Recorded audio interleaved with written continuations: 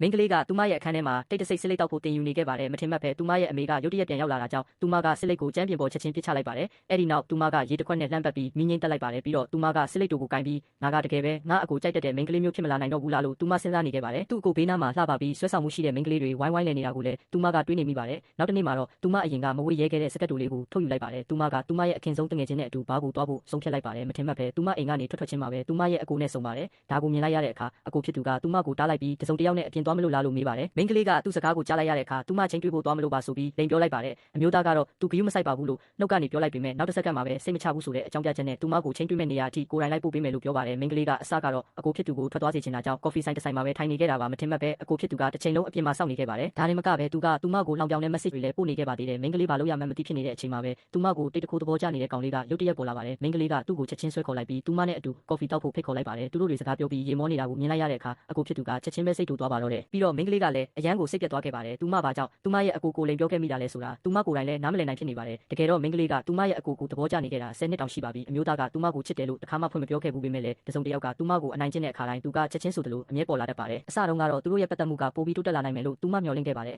ဒါပေမဲ့မထင်မှတ်ပဲအကိုဖြစ်သူရဲ့အဖေနဲ့မိန်းကလေးရဲ့အမေတို့ကလက်ထပ်လိုက်ကြပါတယ်အကိုဖြစ်သူကတော့ဒါကိုပထမဆုံးကန့်ကွက်ခဲ့သူပါအဲ့ဒီနောက်မှာတော့သူကတခြားလူတစ်ယောက်လိုပြောင်းလဲသွားခဲ့ပါတယ်သူကနေတိုင်းပြင်မှာသွားခဲ့နေပြီးအိမ်ကိုပြန်မလာတော့ပါဘူးမိန်းကလေးကတတိပေးတဲ့အခါမှာလည်းသူ့ကိုလာမနှောက်ယှက်ဖို့သူမကိုရက်ဆက်တဲ့စကားတွေပဲအမြဲပြောလေးရှိပါတယ်ဒါပေမဲ့မိန်းကလေးကလက်မလျှော့ခဲ့ပါဘူးဘာလို့လဲဆိုတော့သူမကအကိုဖြစ်သူသူမကိုပြန်ချစ်လာအောင်လုပ်ဖို့ဆုံးဖြတ်ထားခဲ့လို့ပါပဲမကြခင်မှာပဲအကိုဖြစ်သူရဲ့မွေးနေ့ရောက်ရှိလာခဲ့ပါတယ်အကိုဖြစ်သူကသူမကိုတေချာပေါက်ဖိတ်မှာမဟုတ်ဘူးဆိုတာမိန်းကလေးသိပါတယ်ဒါပေမဲ့သူမရဲ့အခင်ဆုံးတငယ်ချင်းကသူမဘက်ကနေစတင်လှုပ်ရှားဖို့အကြံပေးပါတယ်တငယ်ချင်းရဲ့တိုက်တွန်းမှုအောက်မှာမိန်းကလေးကအကိုဖြစ်သူကိုဖွင့်ပြောဖို့တတိမွေး